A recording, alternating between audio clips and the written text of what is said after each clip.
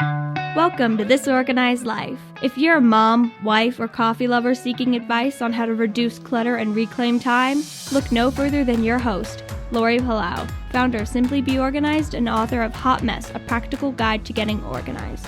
For a lot of people, clutter is their dirty little secret, but it doesn't have to be. Each week, we will share practical tips, chat with experts, and provide strategies on how to keep you organized. I hope that by sharing our stories, you feel a little less alone and more empowered to tackle the areas that are holding you back. So let's get started.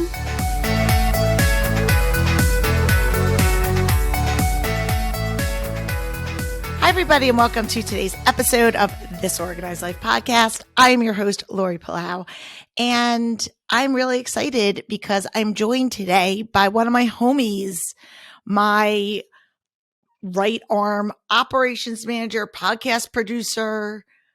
I don't even know, like jack of all trades, Miss Kimberly Hermann. Kimberly's mom to 3 girls, and she runs a company called RaisingSocial.com. And she is a consultant, a social media consultant, and does a lot of different things. And I thought she would be the perfect person to have on as a guest for this particular episode, because we're going to be talking all about kids' routines, or redefining routines rather, with the summer upon us. Some people, depending on where you live in the United States, some people are just getting done with school. Other people are preparing for the school year to end. And that is notoriously a time of change, routine change. Sometimes it's for the good. Sometimes it's not for good. Sometimes it makes more work. And so we're going to be talking all about how she's navigating it and some tips for you out there. If you are a mom, whether you're a working outside the home mom or you work, your job, you're a full-time stay-at-home mom, what that looks like. And if you are somebody that doesn't have kids, do you redefine your routines? Do you take summer Fridays? What are the things that you do in your life to kind of mark that time? So it's going to be a fun conversation. So welcome, Kimberly, to the show. Hi, Lori. How are you? Good. I am good. I don't know where to look because we're using this new... I know. I'm like all over. I'm like, am I supposed to look? Well, that's here? the thing. We're using a new recording platform, people, and so I'm like, my eyeballs are over. Well, that's the thing, is I feel like I'm looking to the side, so I don't know. We're working out some we're working out the kinks. Hopefully, our audio sounds great, which ultimately is what matters. But for anybody watching on YouTube, if you see me like looking to the side, you know that I'm trying to figure it all out. Anyway, all right, so. Tell everybody a little bit about you. And you've been on the show before. You've been a co-host. I've been on the show before. Yes, I've been the co-host before. So I'm Kimberly Hermann. I run Raising Social, and it's just sort of a jack of all trades kind of thing. I do social media and operations management and podcast management and all of the things. Yeah. And I'm a mom of 3 girls. They're almost out of school for the summer. So and just tell everybody their ages. So they're 9, 11, and 13. I had to think about that. Yeah. So fun ages, independent enough that they don't need you to wipe their butts, but not old enough that they're like driving and have jobs. So they are still reliant on you. Excuse me. And so, there's a lot that has to happen with navigation of changing, everything. I don't know about you, but I feel like it's like a start to a new year, a start to a new season when the kids come home from school for the summer. Yeah, absolutely. Definitely. So what does it look like in your house? Why don't you just kind of like walk us through what your plan is? Yeah, I try to keep things pretty close to what they would look like if it were a school day. I might let them sleep in a little bit later, but right off the gamut, I usually try to be like, okay, you need to have time for reading, you need to have time for doing some math, just so that they don't go into that. Oh, you do? You're thing. But by you're that mom. By July, no. But by July, I'm like, do whatever you want. I don't care. Leave me alone. Do you want to eat? You want to eat all the snacks in the house? Go right ahead. Do you want to watch 15 hours of TV time? Go right ahead. But for the first 2 weeks, I'll say I try to be like, get some reading in, get some math in, and then from there it goes downhill. And then we have a vacation or something, and it's like, whatever. Yeah. So, I mean, obviously people are in different, deal with kind of that summer transition differently. Some people send their kids away to sleepaway camp. Some kids are back to back, in one camp all summer. Other kids are in like, I have a week of basketball camp and a week of soccer camp and a drama camp or whatever. And you're kind of like running in different directions. And other people are like, you know what? We're just kicking it old school, like 1970s, and just go ride your bike and figure it out. Like, go find somebody to play with. Where do you fall in that spectrum? So we do have a couple of weeks where they're going to go away to camp. Well, not away, but day camps. Yeah. My oldest will go away for a couple of days. So they're all different weeks though, because of the scheduling of the camp. So they're 3 weeks in July and they each go a different week. So finding activities for the other two to do while the one. So they're never all together. They're never all like at a camp together. No, because they all have different interests. So my youngest is going to go to like a chef's camp. I'm not really sure what that's going to be a new experience, but I think that'll be fun for her. My middle is going to go to basketball camp because, as you know, she's a little baller, basketball star in our house. Yep. And then my oldest is going to go to volleyball camp for a couple of days, but that's a sleepaway camp. Okay. So, all right. And we've never done a sleepaway camp, so just a couple of days we're trying it out to see if they like it. Yeah, we never did an all. My nieces did like the all summer sleepaway camp, and for years and years and years, we did. Like Zoe went to basketball camp and Logan did a fashion camp in New York. But she lived with my mother. But she lived because my mother-in-law lives in Manhattan. So she would go stay at Bubby's for a week and go to camp. So it was like sort of sleepaway camp, but she was my mother-in-law. Yeah. What about stuff around the house? Because that's, a big thing. So I think for some people, the thought of not having to make school lunches is like, thank goodness. But then on the other hand, you're like, oh my gosh, you're here for breakfast, lunch, and dinner. So my house is like an ongoing, kitchen. And yeah, it's like a revolving door of food all the time. Yeah. And so I'm just wondering again, when it comes to like, do you set any ground rules? Your kids are now at an age where they're probably old enough to make themselves a sandwich. They could get themselves cereal and milk. I don't know if they're cooking like hot meals, but they're definitely at an age where they could be somewhat self-sufficient when it comes to meals and you getting work done. Because I want to talk a little bit about how their schedules impact your schedule. Sure. Yeah. So they're pretty self-sufficient. They can make their own breakfast. So, right off the bat, I don't make breakfast anymore except on the weekends. If they can't get it themselves, we got problems. I buy things that they can make themselves. Yogurt, cereal, we're good. Piece of fruit, whatever.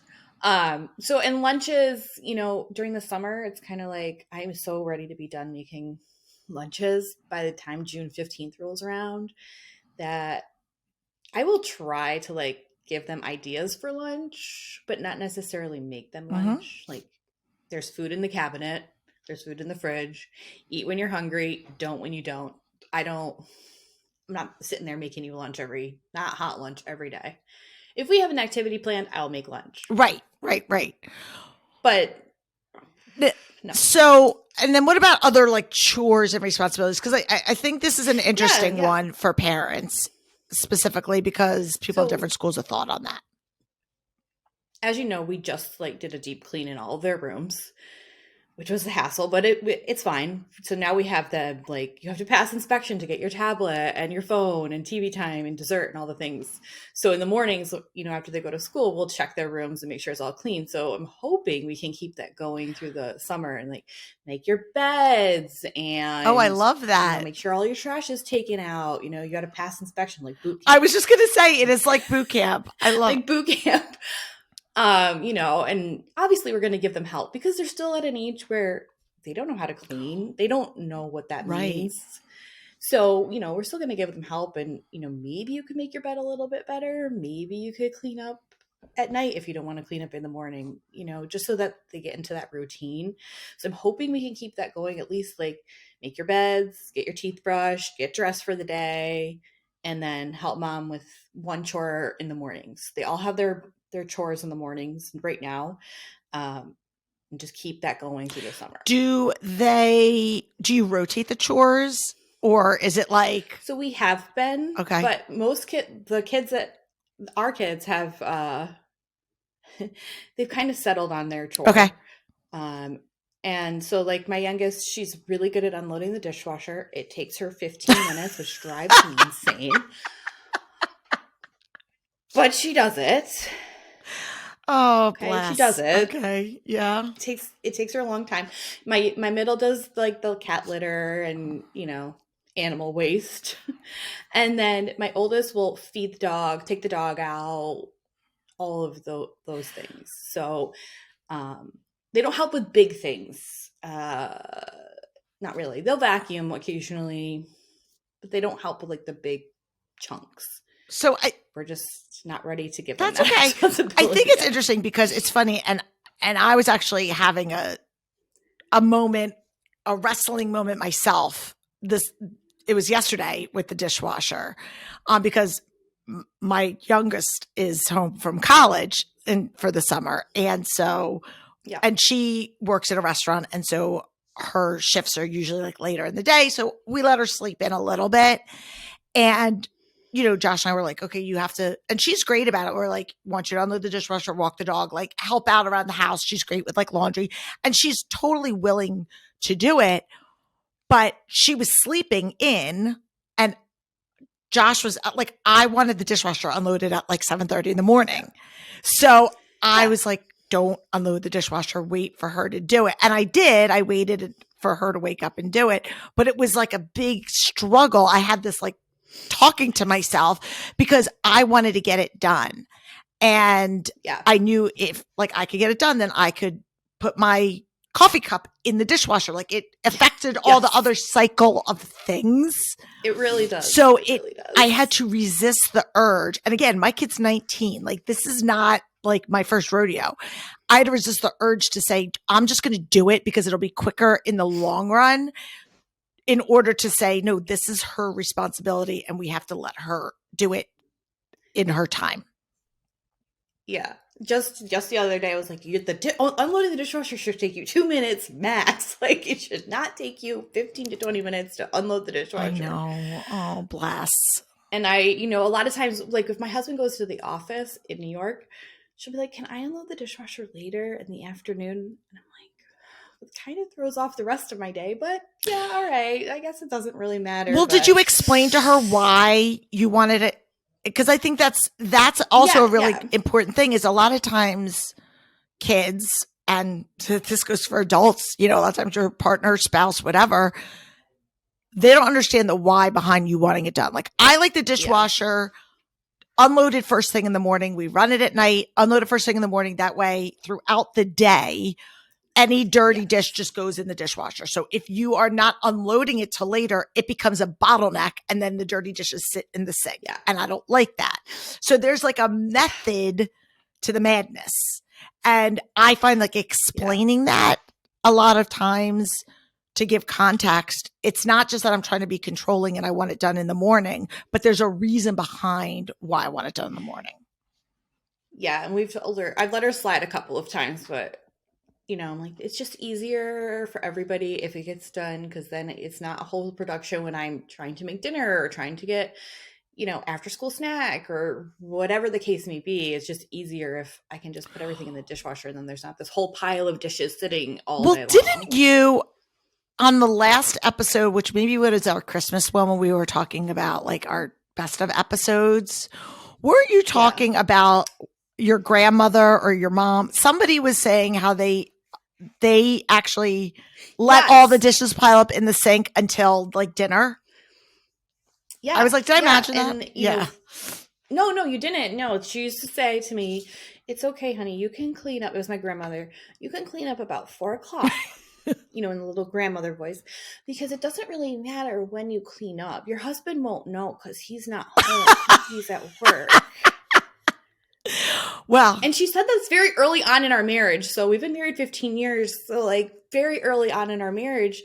And at this point, we were both working different shifts. So it's like, that doesn't make any sense, Grandma, but okay. oh my, We were both working. It wasn't like I was a stay-at-home mom or anything like that.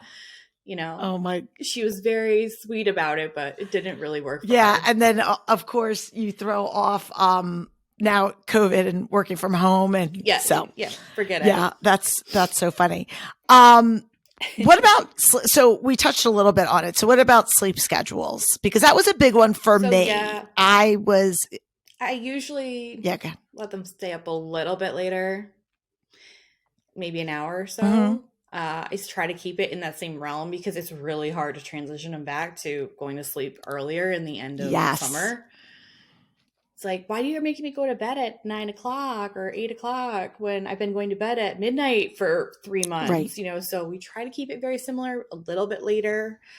But then, you know, in the mornings, like I like the quiet time in the morning, but it doesn't really matter what time you put them to bed because they're going to wake up at the same time no matter what. It's, you know, when they're younger, at least my kids, they were up early, and then the teenage years, the preteen teenage years, that's when they start sleeping, and you're like, it's 11 o'clock, get out of bed kind of thing. Yeah. Yeah. Mallory will sleep until about 11. She's my oldest. And, you know, I'm like, you really can't do that. Not, you know, we have things to do. We have people to see. We have to, you know. Right. Let's get the day started. Let's just get the day started. You know, I'm not one to like sit around and wait for, you know, 12 o'clock to start my day. Yeah. You know, I do like the quiet time in the morning when they're still sleeping. Absolutely. So I can have a cup of coffee, get my thoughts around the day, prepare for the day. But after, you know, 8 o'clock, it's like, okay, let's get going. Let's have breakfast. Let's go outside, whatever. Yeah.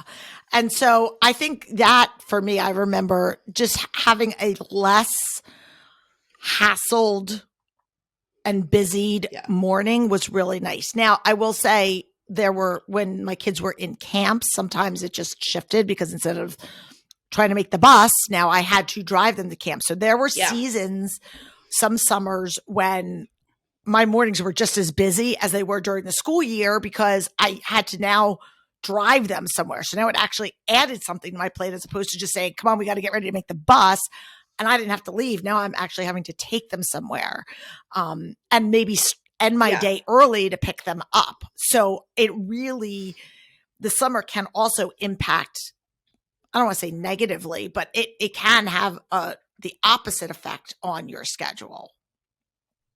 It totally does, especially when you're working from home and, you know, you have to kind of like build in that time for traveling somewhere and getting back from that place. Like if it takes you an hour to get there, it's going to take you an hour to get back, you know? So you have to build in that time to totally think about, oh, I have to leave at this time And I'm curious. And it kind of eats away your day. Absolutely.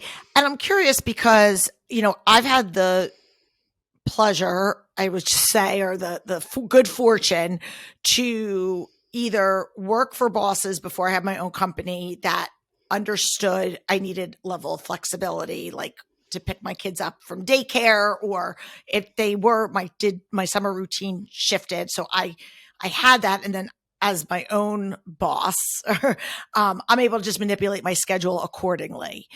But for people that are out there, either that have their own businesses like you do as well, or that work for somebody else, like what's your advice to them on kind of making those modifications and how to approach that?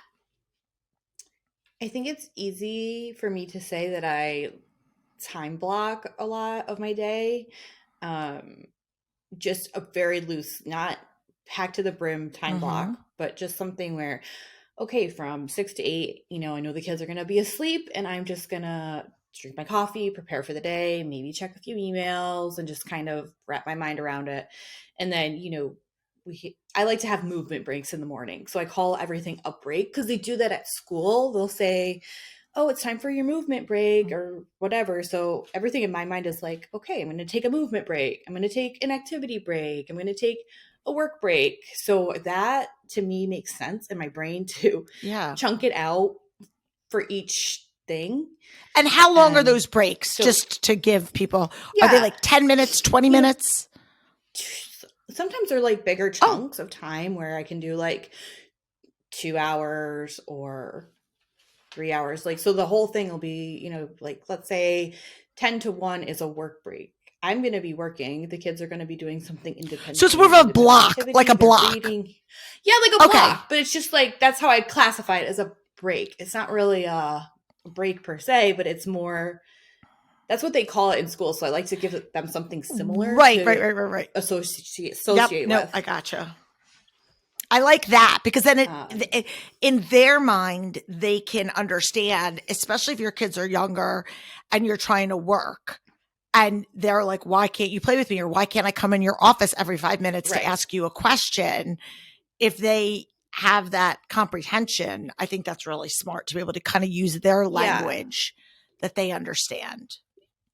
Yeah. So we, the movement break, like I call it that, but it's really, an hour, maybe 2 hours of time where we're getting outside, we're going to the park, we're riding our bikes, we're taking a walk, we're, starting our day with some movement, trying to be intentional about that because we all need movement, and starting your day just helps be intentional about that. So I try to do that a little bit. Do you find that you are working like later, that your schedule is shifting? So like, let's say instead of during the school year, and I'm just making these numbers up, you're in the office from 10 to 3, right? Because between whatever, now you might take that same 6 hours, 5 hours, whatever that is, and break it up. So you do a couple hours during the day, but then you're maybe more intentional at night doing work. Yeah. And that's definitely how I see my schedule for the summer is I'll try to do like a big chunk of time during the day and get like the most important things done, whether it's producing a podcast or, website edits or social media, whatever the case may be, in the biggest chunk and the most productive chunk of time. And then less important tasks I'll split into the nighttime hours when they're already in bed or they're settled down for the night and they're in their evening routine kind of thing. 6 hours, a big chunk of 6 hours. For me personally, that's a lot of time. So I don't, even during the school year, I don't always work 6 hour chunks. Right. Sometimes I will split up 3 and 3. It makes my brain happier. Yeah. If I take that little like, whew, okay, I've done 3 hours of work and now I can take a little break here. And I know for me, like I've always been of the school of thought that as long as anybody's getting their work done and you're being productive, like, and we're hitting whatever timelines we need to, it doesn't matter to me. Like I'll know that sometimes, and we happen to have a very open line of communication where I know when you are doing car pickup, and I was also a mom, so I know when the crazy time is. So I try not to, bother you at those times, but then I'll also see you responding to emails that I sent earlier at like 7, 8 o'clock, because that's when which is all fine. And I think for anybody that's listening out there, if you can have any sense of, control over like just having that open line of communication with your boss, your teammates, your clients of, this is when I'm able to get this done. I think a lot of people feel the pressure that they have to do it all and everything has to be very linear. And that isn't always the best way. That's not.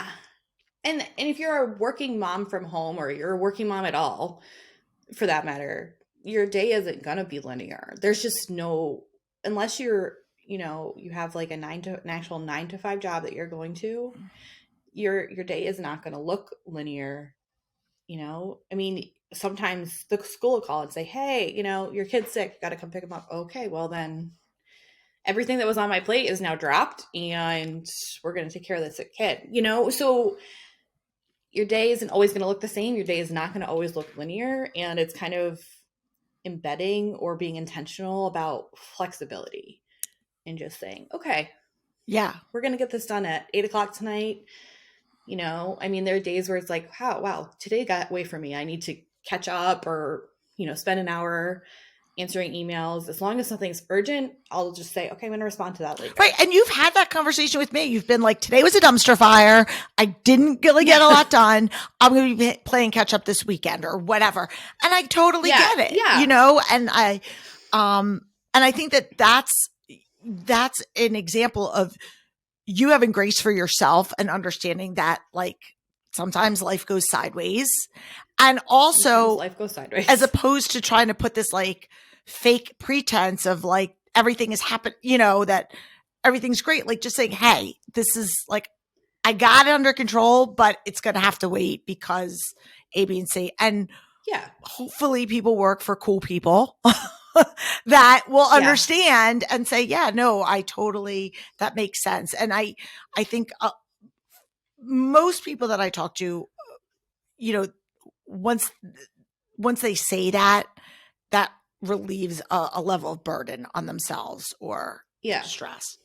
I want to talk a little bit about the decluttering and organization part of summer and maybe how you may approach that, because I think for a lot of people, you know, we have these kind of benchmarks like in the new year, I'm going to do X, Y, and Z. Back to school, I'm going to do X, Y, and Z. And summer is another one of those benchmark times where people are like, I'm going to tackle this project. We're going to declutter the basement. We're going to take away, do the toy room, whatever it is. And so it becomes this, you know, we set this expectation that we're going to do something. And now it's time to put like this is where the rubber meets the road. And I'm wondering if you've done that, because you guys just did like a full basement reno. And so you went through that. Maybe you could talk a little bit about that and how you guys have approached the decluttering and incorporating that with the kids. Yeah. So, you know, we just did a basement reno. We just finished it in the early fall, I would say, but it took me a while to figure out the toy situation and just how I wanted things set up. You know, so down in the basement, I decided that because my kids are getting older and they don't necessarily play with toys that much anymore. My youngest still does. You know, I said, you can have 3 things down there, 3 categories of things. You can have your American Girl dolls, which, Lord, I can't wait till those go. Because that's who I am as a person. Legos, because my middle will probably play with Legos until the day she dies. And Barbies. Like, you can have those 3 categories of things in the basement. If they don't fit, they don't stay in our house anymore because they don't play with anything else. So I think it's really important to take a good look at what your kids are actually playing with. And it's really hard because it's very easy to get sentimental over things that they're just not playing with anymore, or they've outgrown, or, you know, they just never were interested in. You know, somebody bought them something, they just never played with it. So it's just kind of sat there, you know. So I think you just have to take a really hard look and say, okay, my kids are playing with Legos, my kids are playing with dolls, and my kids are playing with, I don't know, kinetic sand or something. And you keep 3 or 4 categories of things. And if they don't love that. I think there's probably people that are like, I could not do that. Right? Like I'm going, oh my God, I love that. That's so great. It's a clear description. It gives your kid a boundary of like, okay, I know if this doesn't fall in there. But I definitely think there's going to be people that are out there. People that are like, I don't identify with this. I cannot relate to this. I'm a feeling-centered person, and there's no way that I could rank that. So my middle is definitely a feeling person. She, you know, all of her animals are her best friends.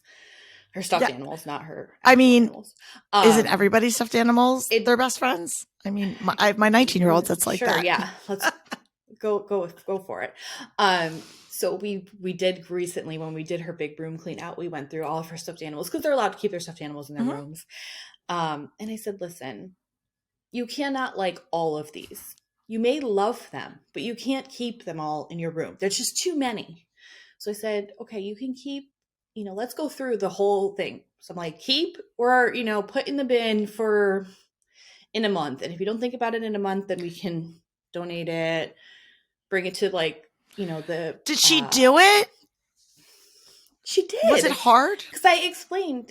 It was really hard, but I explained. I said, there might be another child that might like this, or at the animal society, the dogs might like that, because she's an animal lover. So Sure. kind of getting her to just say, oh, well, maybe an animal would like this, even though I know that they'll rip it apart. Right. You know what? Let her just think what that's go with it. It's just fine. Go with it. It's fine. But she did it, and she got rid of about half, and they're still sitting in the bin. It hasn't been quite 30 days yet.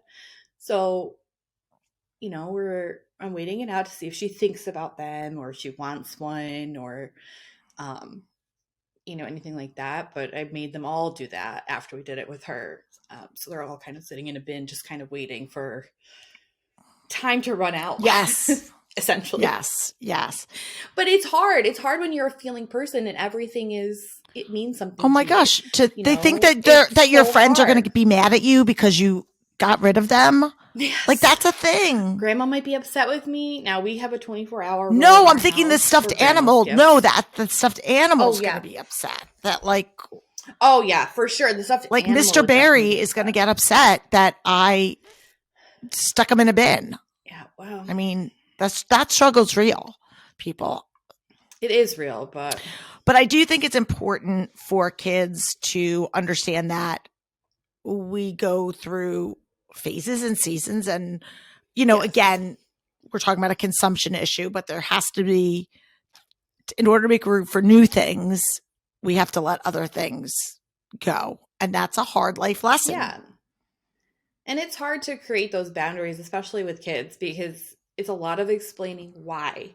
It's a lot of, okay, well, you just don't play with it anymore, so we're just going to give it to someone else who will play with it, or, I have a younger niece, so a lot of our stuff goes there, depending on what her interests are at the time. But it's a lot of just explaining, and I think parents can become very overwhelmed with having to explain why they're not keeping something over and over and over again. Yeah. And it's, I'm actually going to plug Janelle's course. So we have, I mean, one of our partners, and she was on our show talking about it. Janelle Azar from A Meaningful Space. She's in the outside of Detroit, Michigan area, for anybody that lives in that area.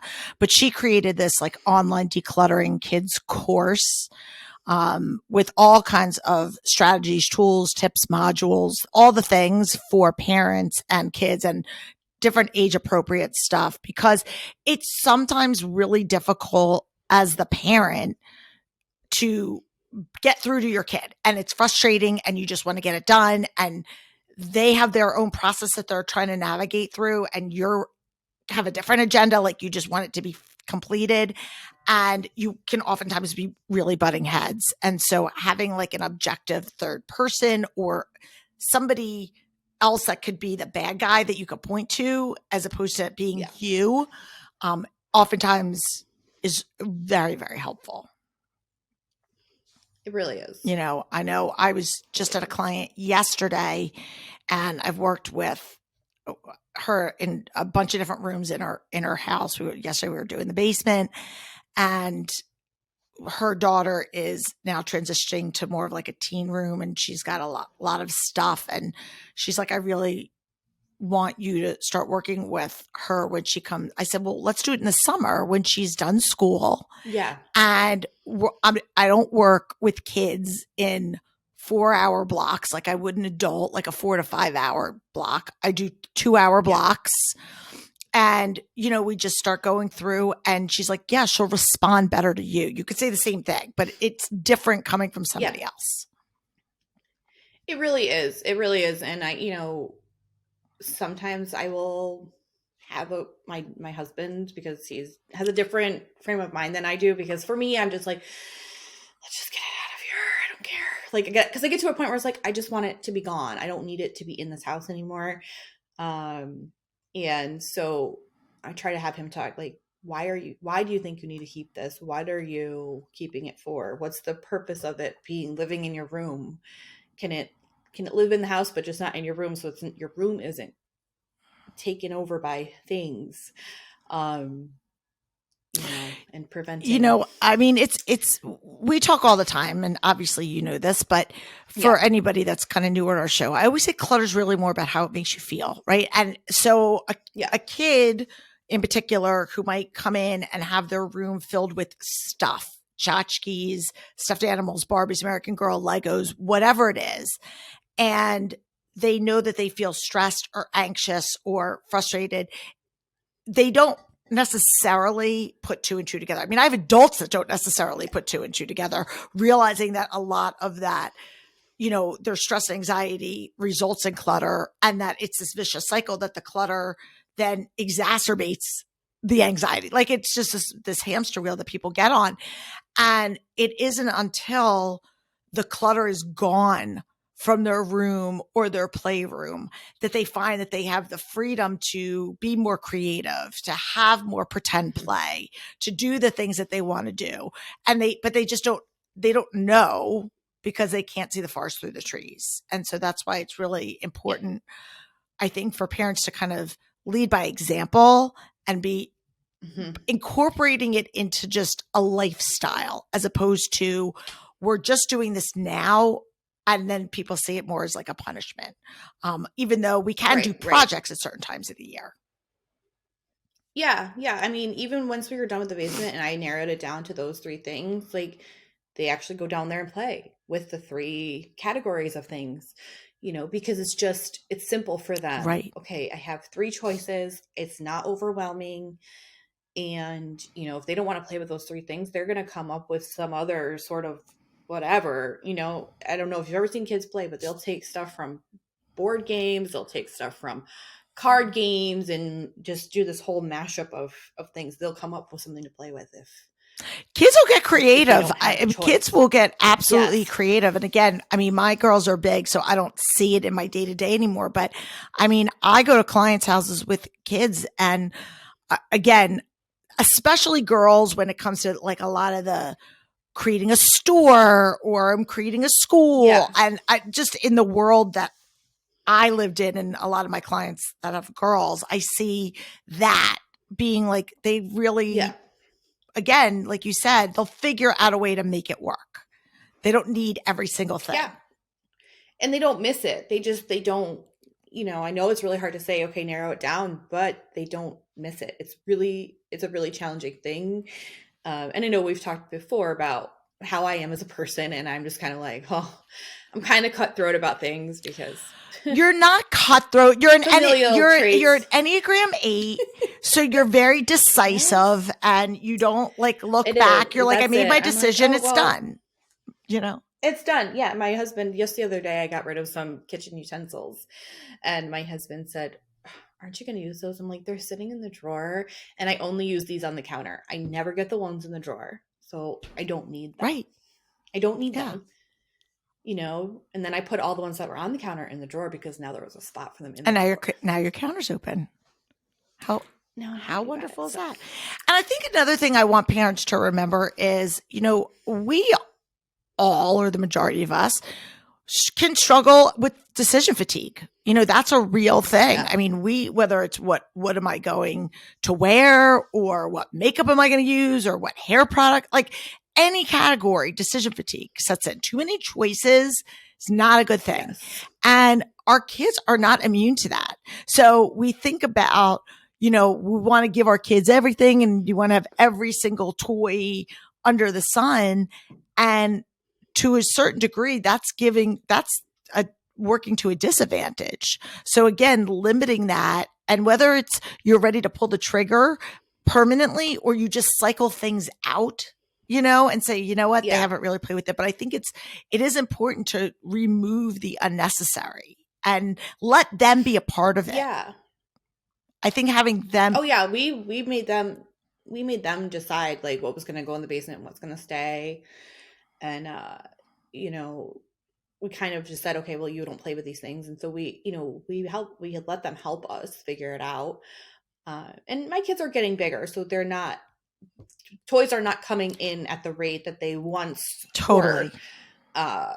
And it can be very overwhelming when you have, 3 under 6 or 3 under 2 or whatever the case may be. And you have all of these things, and it's just, that in itself creates decision fatigue because the kids don't know what to play with. You don't know how to manage it, and just trying to come up with a way to declutter it. And, back to summertime, summer is a big time for decluttering because you don't, especially if you're a stay-at-home mom, you don't have to run to schools.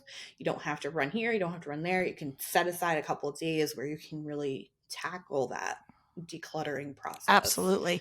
And if you don't know where to start, call somebody in to help you, even if it's just like a friend who is more decision able than you Absolutely. are. And I know where we, in our geographic part of the country, we also do a lot of decluttering outdoors in the summer. We do garages and sheds and things like that because the weather's nicer. I know people that live in Arizona and Florida. That's when they do inside stuff, Inside stuff. So I think you have to also, you also have to look at kind of where, what makes sense at this particular point in my life. I want to just talk for a second about this 30-day kids decluttering challenge that I created a couple years ago. And I just made it up on a whim and put it out there, and people loved it. And they wound up it's one of our most popular downloads. And so we're going to link to it. What I did is I came up with, so for basically, you could do it whenever, but I did it for the first 30 days after your kids come home from school. So it's really geared towards your kids' ages, right? It can even go a little bit younger, but it's really kids that have some level of self-sufficiency to a degree, and you can modify and adapt, but every day has one thing and it's different. And again, there might be something that is not going to apply if you don't have a pet, and it's take the dog for a walk. Obviously, you're not going to do that, but there are enough options on there that you should be able to, swap and adapt. And it really just gives parents an opportunity because a lot of times also parents are I don't even know what to give my kids. I don't know what they're capable of. I don't even think about it half the time. You're kind of just so busy with what you have to do. But this gives a complete roadmap for 30 days, and you could repeat it. You can extend it. You can kind of create your own, but it's a great jumping off point for people. And it gamifies it, really. It's here's our challenge. And you can choose to do it. I've seen parents that have said every week, we're going to do a reward, whether it is we're going to go to the park, or I'm going to take you out for ice cream, or if it's a monetary thing, you guys can choose what makes sense for you. Or you might just say, hey, this is just part of our family rules. And we all pitch in and help. And that may just be it, but it allows you to really give this to your kids and let them say they're going to be a part of it. So we're going to link to that for sure. Yeah. Yeah. And also I want to also give a shout out for Kate Hilton's token. What's it? My token chart. She also has, my token chart. She was on our show. We'll link to that as well. But she also has a great responsibility thing, and where her kids get tokens every time that they do something. And those tokens kind of get add up. Once they get a certain amount of tokens, you can get a prize, kind of if you go to one of those Chuck E. Cheese type things, you earn those points and you can get things, but they don't have to be tangible things. Yeah, like an arcade. Yeah, like the arcade. It could be things you get to pick what we watch for, what we eat for dinner, or you get to pick what we're going to listen to in the car. So it doesn't have to necessarily be that they're getting a materialistic reward if we're trying to minimize the material things, but it's just giving them a little bit of ownership for things. Yeah. So we love that. Yeah. Anything else that you want to say to any parents out there during this transitional time as we're entering into it? I will say that, summer is a time for a lot of fun for a lot of families. You're vacationing, you're traveling, having just a little bit of a routine, doesn't have to be your whole routine, is really helpful when it comes to back to school time. Mm-hmm. You have to think about the future. You cannot always think about, well, right now, I don't have to make lunches. I don't have to get up. I don't have to do this. I don't have to do that. giving them that routine and giving them responsibilities throughout the summer help when it's time for the school to start back up again. It really helps to, create some new routines if you want to too. Because you have the time to explain the why and you have the time to reinforce the routine. Absolutely. Without it being like a crazy morning time of day. Absolutely. And hey, it's not going to take Natalie 15 minutes to unload the dishwasher forever. Like it is, and the patience that you're exercising right now will pay off later. I usually try to do something else while she's unloading the dishwasher. I try to just go away from her because like, why does it take you? But you know what? She does it and she does it really well. And that's really all I can ask for. It might take her a long time, but she's being a contributing member of the family. And that is what we're trying to teach. I mean, they all do. I love it. Kimberly, we're going to take our quick break, but before we do, and then we'll put you in the hot seat, but tell our listeners, where they can find you if they want to learn more. They can find me at Raising Social all over, raisingsocial.co. That's pretty much it. Okay. Yeah. And we'll link to that. But yeah, that's awesome. Yeah. All right. We're going to take a quick break and we're going to do our hot mess minute. So sit tight. All right. So you know this because you edit every episode. every episode. So I don't know if you have time in your busy life to read, listen to books, whatnot. I know you're not a huge reader, right? You're a podcast person. I'm not a huge reader. I used to be a huge reader. I don't, I'm trying to think of the last book I've read. I don't read. Are you listening to any podcasts? I will give you some podcasts. Efficiency Bee. Oh, yes. That one a lot. Obviously this one, and then Mom's Exit Interview. Wait. Mom's Exit Interview? Oh. Yes. Never heard of that one. Is she one of your clients? She used to be. She's not anymore. But I always like to give my clients some love, even if they're not my clients anymore. Oh, that's cool. But yeah, it's a really good podcast. She, Kim Rittberg runs it, hosts it.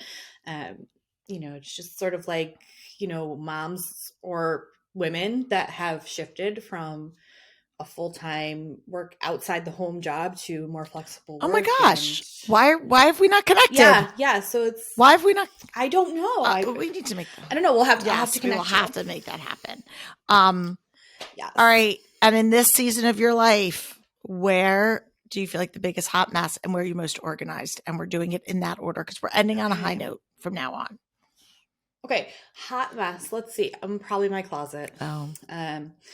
It's travel season for a lot of people, like I said, and my travel bags and duffel bags. And as much as my daughter's rooms are now organized, the closet has taken a big hit from our last trip, and just trying to figure out reorganizing that and just getting that all situated so it's easy for me to pull and grab travel stuff because we travel like every weekend now. So. That's a good one. Yeah, we need to do an episode just on that. So yeah, just on travel organization. I like it. For sure. We'll find somebody good to be a guest on that. My tote bags are sitting in a actual like Sterlite tote bin right now. Oh gosh. That's a project. Like we said, project. And where you're thriving, because I know you are a pretty organized person. My morning routine right now. Love that. I really have a handle on it. I have my morning time by myself, and then getting all the kids ready and off to school. And then, like I said, I like to incorporate some movement. So I've been getting out there to the local park and walking. Our street is not walkable, so I'm trying to go right after I drop them off and take an hour just to walk around. And I love that. Clear my mind a little bit. I love that. I think that's great. And I think it's really good to prioritize that self-care, for lack of a better word. Again, I think it really is so, so important. So I'm glad that you said that, and I'm glad that you're doing it. Thank you. And it's not selfish to No, it is not. It is not selfish. And I was just listening.